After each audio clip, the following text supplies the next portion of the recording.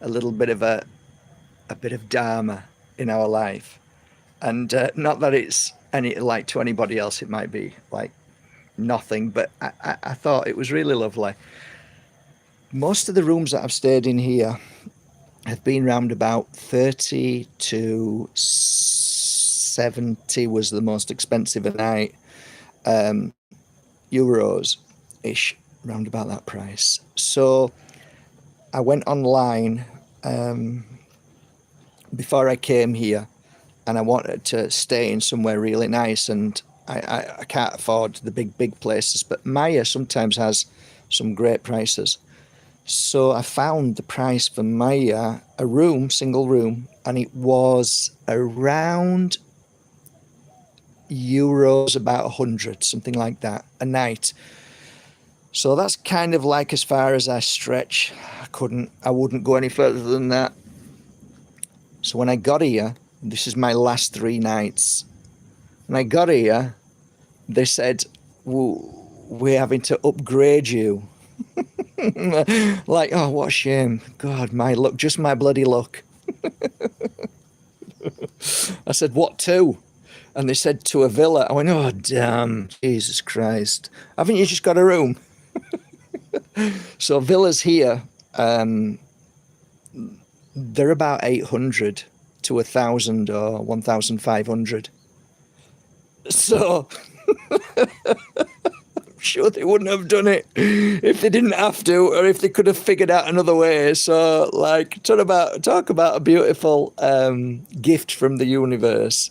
I've got to be honest. I have been giving a lot of money away to people who haven't got anything here, and I don't talk about that often at all, but I do. Every time I come here, I bring a lot of money which I've saved, and I give it to people that don't have it. And it's just as a moment in their life that they think there is miracles and there are kind people. Just like right now, that I am reassured by a quick wink by the universe, or by whatever you believe it may be, your angels or my mum in spirit, who definitely went home. And not everybody gets trapped, which is the big conversation right now. And this is a planet prison, just bear in mind there's a lot of miracles. And I'm not saying on a monetary level, I'm just talking about a lovely thing that just happened. So yeah, normally I'd be now in a lovely room, which is normally about 300, between 300 and 500 a night. So this could be even more. It could be 800 to 1,000 or 1,500 a night. So I've just been given this for 100 a night, this place. Now, I'm not even going to be here that much because I'm out and about meeting people, doing business for my company. But I just thought it was lovely for you to see. So I'm going to show you the place, because there was no Wi-Fi on my phone, on my card, but there is, because now I'm connected. So I'm going to show you this place, and please don't take it as ego. Please don't think that I'm showing off. I'm just showing you in real time. What a lovely surprise, right? What a lovely way of the universe giving back, being kind. And it really reassures me to the understanding of the heart that gives is always full. That's all. No showing off. Couldn't give a shit about this place, to be fair. I'm not that bothered. I'm happy in a room, no problem. But it's just nice to see that there is this universal flow that in the moment can just happen at any given moment. You don't have to try, you don't have to journal, you don't have to pray, you don't have to ask. Just think about this for a moment. Imagine the universal truth that you don't know unless you go home, and that is that the kinder you are, the more loving you are, the more you share, the more you give, the more you receive. Now, I've always been a giver all my life, and I've always received. I haven't had to try. And the time that I watched a video called The Secret is I spent 2 or 3 years holding the doors of a shop, that, okay, I'm going to give it a try. They're all talking about it. They all say it works. Okay, I'll try it. So I'm holding these doors every morning, sometimes evening, thinking this is going to be my shop. This is going to be my little place. When the shop sold to somebody else and they wouldn't sell it to me, I had my head down thinking, what have I done wrong? Because that's sometimes what books do, make you feel like you've done something wrong. And I'm walking down, I'm thinking, I did everything. Oh, people would say, you didn't do it properly, Mark.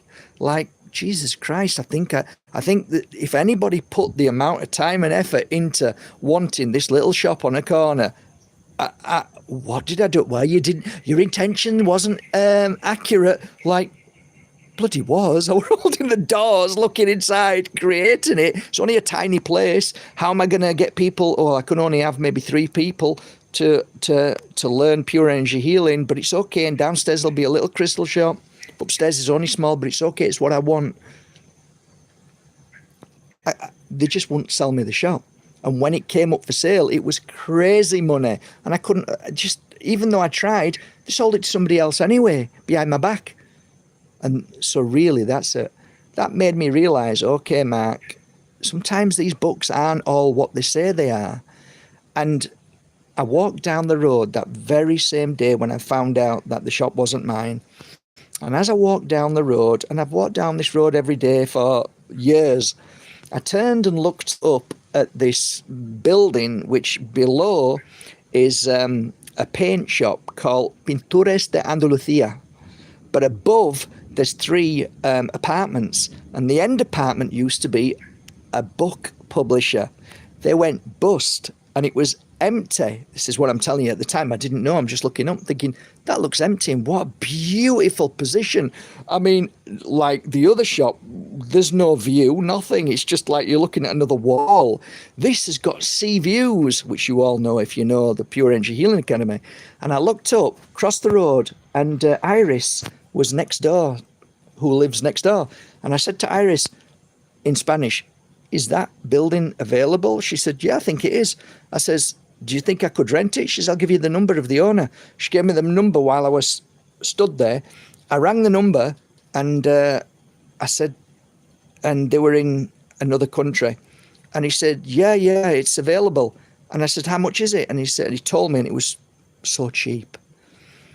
And I said, can I have a look around? He says, yeah. I went upstairs. Iris took me around, took it that very moment. And I smiled as I looked out of that beautiful balcony, as I have done every morning for the past 10 years. And I just thought, wow, how amazing is universal flow? Not wanting or asking, but receiving, getting more than what I wanted without asking for it. It was given to me, and like now I can do courses here. I can invite 10 people. I can do circle nights in this room and have 20 people in there, which there's no way I could have done the other place. So anyway, going back to this conversation, universal flow. I didn't ask for it, didn't want it. It was just given to me. Hello, Mr. Bajerski. Hi. We're happy to tell you that we've upgraded you to a room which is probably 1,000 a night, and I only paid 100. So let me show you.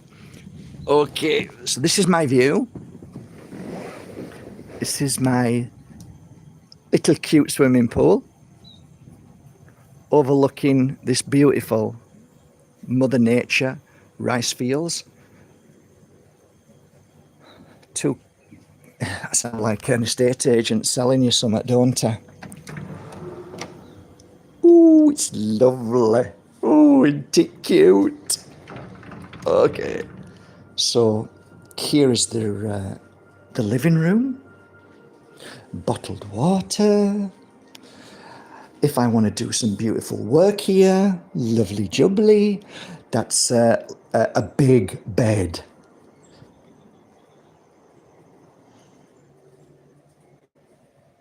Ooh, a tub. Ooh, ooh, a toilet. Yeah, that's as much as I can give you. So there you go. I go back outside now. All right.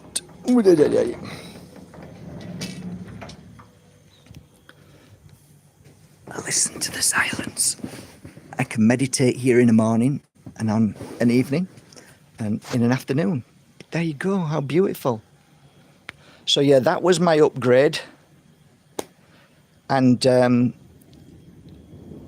this place is beautiful. It's basically right in the heart of the forest. And monkeys are all down there, if you know, and there's a gymnasium here. And I can't remember how many staff he said. Was it 300? Something I can't remember, but there's a lot of staff. And the guy kept saying, I'm your butler. I said, no, you're not. You're my brother. And his name is Yoga. All right, Happy Feet. Yes, there you go. That's Happy Feet. All right, so that round. Okay. There's a lot of people keep asking me about the light trap, and it seems to be becoming more relevant to people's fears. I'm finding that. Somebody sent me about 2 hours ago a guy talking about the light trap. Yesterday somebody sent me a message about the light trap, and somebody else the day before. So when I hear it 3 times, I guess I'm tired of talking about it, to be fair. It frustrates me. The one thing I have noticed that everybody who talks about it, maybe I should play one of the videos if I can find it. Maybe I play it on my, and we'll go through it. We'll do a deep dive and go through it step by step and be open-minded to all of it. But there is one thing that I find fascinating. Every time I hear somebody talking about it, they seem to have all the answers to the light trap, but never an answer to how to get out of the light trap and find your way home, which is quite fascinating. If you don't have the answer, then how come you're telling everybody that you've got the answer? You know, you're regurgitating information. You have no clue. You need to ask somebody who's worked in this field of work. You need to ask people who understand spirit world, who've connected to the spirit world and so on. You don't just ask somebody who's just a guy or a girl who just talks about it because she's read books and then made a decision in her thoughts and beliefs that it's accurate. There is a lot of accuracy to the fact that this world isn't perfect. We all know it isn't perfect. We all know there's multiple energies in and around this world, not only multi-universes and sliding door effect and all of these. Nobody knows truly anything about anything, but when you start to delve into the work, it's not really research per se, it's work. So I often say to people, if you want to get your car fixed, do you go to a mechanic who works on cars every day, or do you go to a guy next door who reads about cars but has never touched a car? Who would you go to? You can't honestly say that you would go to a guy who just reads, because he has no experience. When asked questions about, well, what's the talk on that? You know, well, it's this. Well, what happens when it's rusty? Oh, I haven't read that, so I don't know. So you really don't know because you haven't got the experience. However, we're finding that more and more people are listening to people who are just regurgitating information because, one, it's in fashion to talk about these things, and 2, it's just information, and I guess it's a good thing to talk about because it's going to pull people in. So really isn't something that they really have any understanding about, and it's frustrating to a healer who's worked in this field of work, worked in thousands of properties helping spirit back home, and also working with people who are about to move into the light. Just like nurses understand these things, and you know, it's just I think I'd rather listen to somebody who has done the work, who's been involved in it for years, than somebody who just regurgitates information because they've read it somewhere, or they've read some text or some biblical text, or they've heard stories I just find that fascinating how people find it more relevant to listen to people who are just researchers and book writers than people who actually do the work. Why don't people listen to people who actually have done the work? And now I've noticed that those who work in the field of connecting to spirit are being mocked and ridiculed now. And those that speak about this world and why we come here, and the reason why we speak like this is not because we've read it in a book, it's because we've sat down or we've meditated or we've worked with clients or we've give healing sessions and we receive information. It's called a download. And those download moments we write down and say, this is the download. Now you could easily say that's probably all trickery by evil and demons.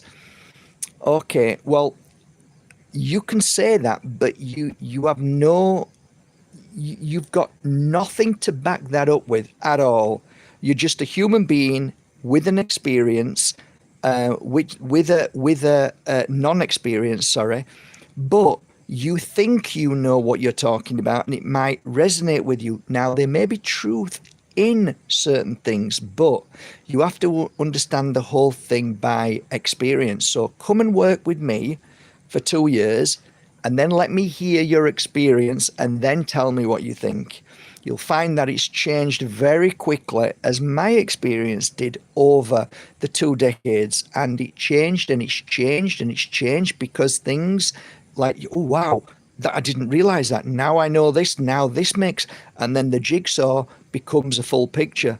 At the very beginning, I thought I knew so much until I look back now and think, I know nothing right now. I know nothing. And what little I know and can share with you is still a fraction of what I know. But I do know certain things that I can swear on my hand on my heart that this realm that we live in has positive and negative energies, energies that come in different forms. We feel the different energies. And it's not an argument, it's just a fact. If you've ever worked with the likes of something very dark, you will understand what I'm talking about, which is, I don't want you to do it, I don't want you to go nowhere near it, but it's called the Ouija board. If you've ever sat and played with the Ouija board, you will understand what entity, attachment, demonic energy feels like. Okay, now, as a healer, we know when we're working on a client who has an attachment, demonic, or entity within their energy or inside them. It could be a trapped spirit. We can feel it. It is very similar to Ouija board. It's very similar depending on what the entity, the attachment, the trapped spirit, or the demonic energy is.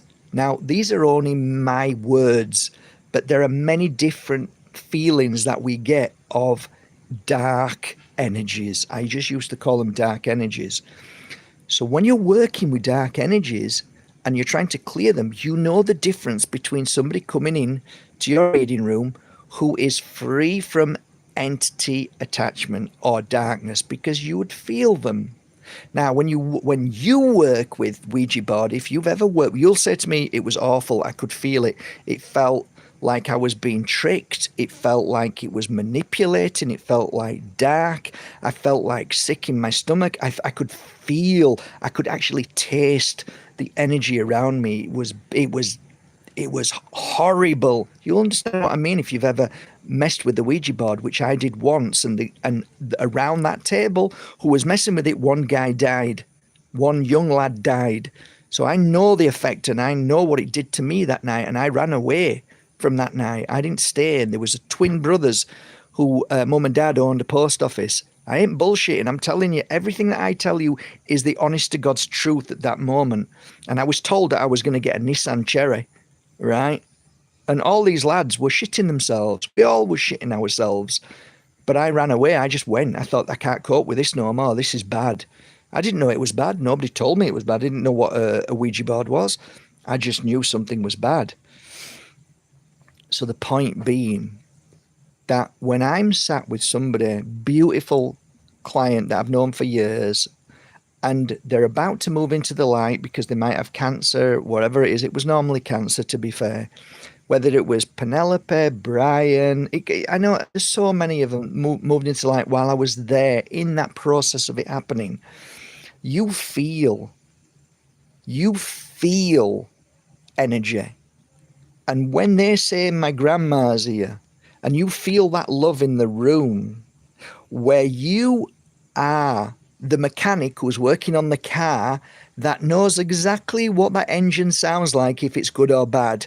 You know, when you're giving a healing session on a normal day for 20 years to clients, when the spirit world comes through and gives you that healing, that love, you know the difference between the Ouija board and somebody who's got attachments, who's got negative energies, real bad energies, the demonic heavy energy. You know the difference. So when Brian says my mum's here or my sister is here, I can feel that energy and I recognize that energy and I recognize the light. I recognize the vibration. So second question I've got to put to you. How do you think darkness can create a false light? I have never in my working years seen a false light. Why is it that whenever darkness appears, darkness is attached to demonic? Why is it always during the night and not so much during the day? Because it works best in the night. Night energy is different. Why? I'll tell you why. Because the moon comes out and the moon's energy has a frequency which actually does a lot of things that ain't so good. It vibrates at a frequency that allows bad things to happen. That's why people go lunatic. That's why parasites thrive on a full moon. I could go into detail into these things, but what I'm saying is you're listening to people who just spurt out, well, they say that the light's a trap. Well, all right, pal. What do you do? If the light's a trap, what do you do? You've no idea what you're saying. You're just spurting out information that is just scaring people. And you know, when I hear false information, that's like a lie to me. And that, for some reason, I'm triggered by it. I still can't get over that. I still get upset. I still get triggered. Just like if I see a man hitting a woman or a woman hitting a dog or anything that's bad, I'm triggered by it. Okay, so them senses come to me whether I visually see it or hear it. And soon as I heard the light is a trap, I was triggered by it because there's no proof in my 20 years that that is ever the case. And I can back that up by saying that when Brian went into the light, a few days later, I attuned to Brian and I felt his soul, his spirit in our world that come and go very easily, that can be anywhere, and I felt them in the spirit world. So explain to me, if you talk about the light bit, how come he got home? How come he was home? How come I was able to connect with him and share valuable information with the family? How come I was able to feel so much from my clients who came to me after the life after life of their family? I was able to tell them they're in the spirit world. This is happening. Guess where they saw you? Guess what you did? Guess what they want to tell you now? I did that for 20 years. So if this idea of the light being a trap, then I know what I know. And what I know is this. The truth is, yes, when we are about to move into the light, we do see our life before us in lots of images. It's funny how they've taken that and now mutilated that, mocked it, and oh, this is all a lie. They do this to manipulate you. This is what darkness does. What a crock of shit. You, of course, are going to see your life. That isn't being put there by demonic energies. It's your life. It's moving from this body and experiencing what you experience through the mind, which is showing you all what you've been through, good or bad. That's a natural process. And at that moment, of course, you're going to look at what you've been through. You're going to self-judge everything in the sense of, oh yeah, that happened, that happened, that happened. At that point, you leave the body. Once you've left the body, your body is of light and love. It is of power. It is of understanding. It is of freedom. And ask yourself this question every night when you go to sleep and you leave your body. How come they don't attack you and send you into a light? Why don't they manipulate you? Why is it just on the exit of your body when the body dies that, oh, they know exactly where you are now? Well, why don't they do anything when you've left your body on a night and you're healing people through the day, and then you go back to source to regenerate your energy, which regenerates your body energy? Why are you attacked then? How come, everything that we know on a night when we sleep and we are able to leave our body, a lot of us, some of us are trapped in our body because for certain reasons, but some of us can leave our body. Many of us can leave our body, and we work through the day and night doing what we're doing as a conscious being, right? How come we're not being attacked?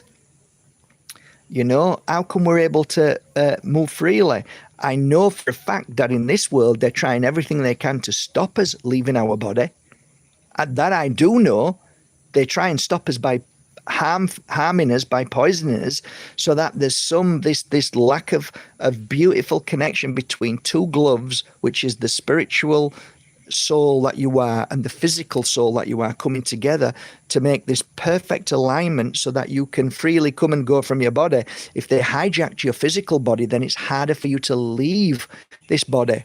That I know. That is just part of a week's conversation. This is just sound bites. If you want to go into real detail, we can do. But my point is that everything's black and white with this light trap, but it's not black and white, it's grey. You're not giving any real information about what to do when you die. You're not saying, everybody who talks about it, well, go on then, what's your answer? You're giving us fear, you're not giving us no answer, which means you don't know, which means that anything that you say is not credible. It's not credible because you don't have the answer. My answer is plain and simple. What I've seen with my clients is that we vibrate into the frequency of light. Light doesn't mean it's bright and it's white. Light means that we vibrate home. We vibrate and we can be anywhere at any given moment. And the most profound moment for me was when I Shirley read it to me. She said, I want to read you a true story of a fireman that died and left his body. And I was at the beginning of my spiritual path of awakening, and I'm still trying to awaken to this day, so I don't have all the answers. But when something hits you so powerful and this is true, this is real, what's being said now is truth, that only your consciousness knows that, only your soul knows that, not your brain, because your body then goes like, you get these, sometimes your hair stand up, or you'll get this overwhelming feeling. Well, the story goes is the fireman fell off his ladder and smashed his head on the ground. As his body was taken to the hospital and he was on the hospital bed, he left his body, and all of a sudden he could hear his, I think he said granddad, and his granddad was there. And he said, and as he wrote it, he said, I didn't see my granddad, but I just knew he was there. And he started speaking to me. Now, if you believe in the light trap, that's a demonic energy, apparently. Okay, it's a demonic energy. So, he was really disappointed. He was heartbroken, and the reason why is because one of the bucket lists that he never got to do, because he knew that he wasn't in his body anymore, because he could see it, and he thought, okay, that's it then, I'm no longer in the body. That means that I'm not going to experience the beautiful things that we come here to experience, which he realized, shit, I didn't experience being, and I believe it was either the Seychelles or the Bahamas, some exotic place, and in that instant, he materialized in the very place that he'd never been. He didn't know what it looked like. Prior to it, he only dreamed about going to places like this, and now he could physically see everything on this beach in real time. He could see people walking on the beach. He listened to people. He was seeing what was going on, and he said it was euphoric. It was beautiful. And then he came back into his body, and it went on and on and on. But the whole point is that he went back into his body to then continue his experience. His life changed in a way that he realized that, hang on, I need to enjoy this life. I need to understand that this life is really important. It's really special. It's really beautiful. And I have to every day make the most of this beautiful life because it's limited. Now, if demons were there trying to tell him to reincarnate and blah, blah, blah, and wouldn't he have known everything at that moment about demons and this light trap? Wouldn't he have been told all of this?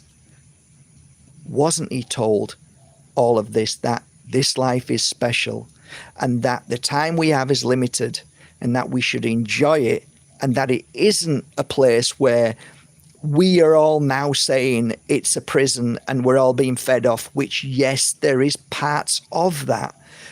But he would have come back and said all of those things in the moment of him being the being which is all seeing, all knowing, right?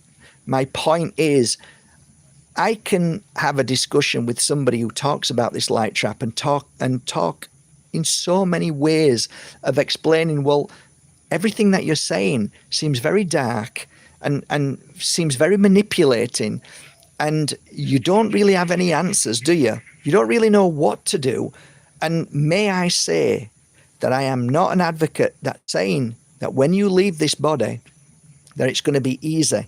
And it's simple in the sense of, if you believe in man-made bullshit, which is that the things that you've done in your life, you're gonna either regret or you're not. And if you're religious, you're going to burn in hell and so on.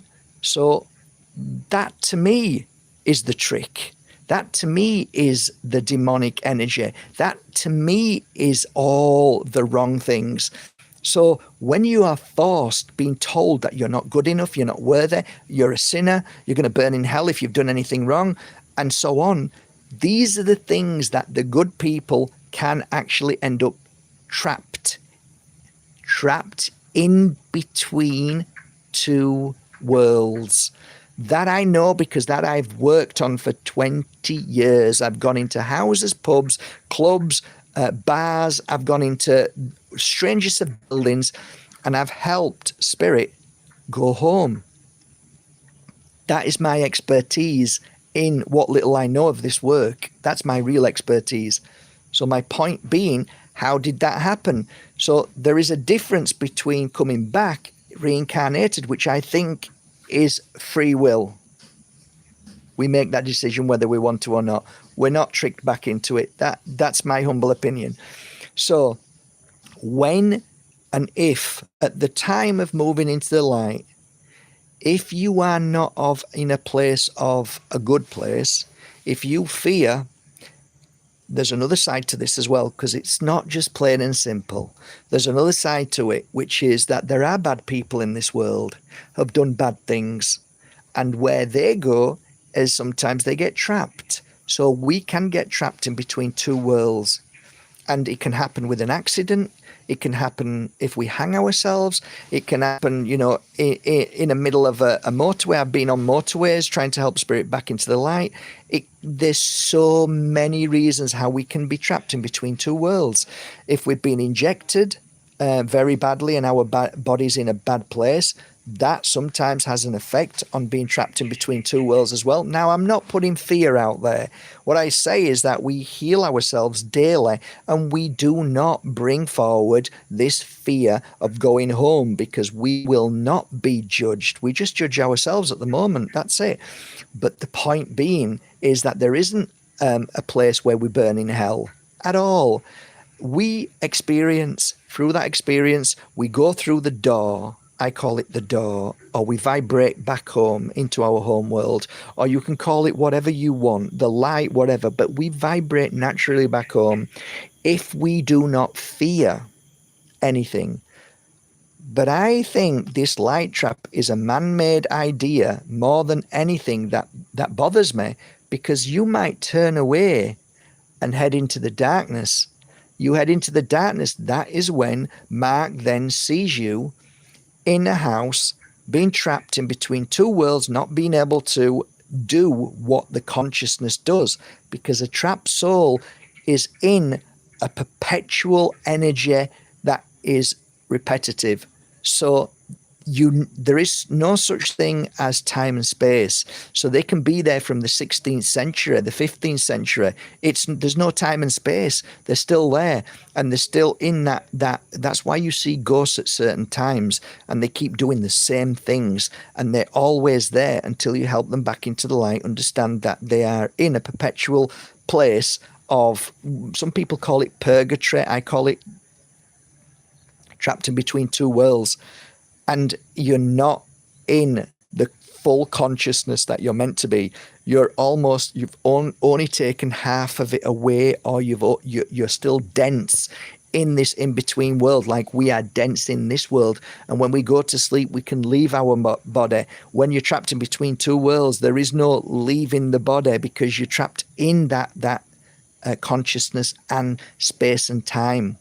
So as a healer, we try and help people move into the light by giving them information in that moment of them being in that perpetual trapped place. So we try and help them realize that where they are isn't home, isn't this world, or isn't the spirit world. They think they're living in the moment. They think that, and they can listen, they can hear you, they can do things, they can manipulate you. It's dense. It can be hard sometimes, or it can be just that they're just in this trapped world. There's so many reasons. So you can't write a book about this. There's just millions and millions of reasons why things happen. So my point is, nobody really truly knows 100%. Nobody has all the answers. But I think if you're fearful about moving into the light and you decide to move into the darkness, I would argue that moving into the darkness is the same as rejecting home world. Why? We reject it because we've been told by religion that we've done something wrong, and we're frightened of going home. And the best way I could ever explain it, and I think it's a great way, is that when you're in the physical body and you were at school and your teacher gave you a letter because you did something wrong, and you have to take that letter to your mum and dad and give it to them, you're at the front door, and you know all of a sudden now you're at home. Now you know you're going to have to open that door and give this letter to your dad, who's going to beat the shit out of you like you did me, right? For doing something wrong at school. Okay? I'm not sure if I'm going to go in. I don't feel strong enough. And I walk away from that door and I go to TP Woods, or I go to Greenhead Park, because I can't face it. I can't face what's just about to happen to me. Now, if you do that, that's the same analogy as moving into the light or vibrating home. If you reject going through that door because you've been told that you're going to get beat by a god who's going to judge you and burn you in hell, you're going to turn away. And I think turning away will take you into a world of being trapped in between two worlds. At the moment of looking at everything that you've been through of your life, at that moment you have free will. You know what you want to do. And I believe we all go home. I don't think that we come straight back. I think we have a moment of, there's no sense of time and space. That's why it's a joke when people talk about the light trap. There is no time and space. So when we vibrate home, we then take a choice to whether we come back again and experience more of what we've been through. Just like the guy who died, the fireman who died, who looked at his life and thought, oh shit, I never got to do what I wanted to do.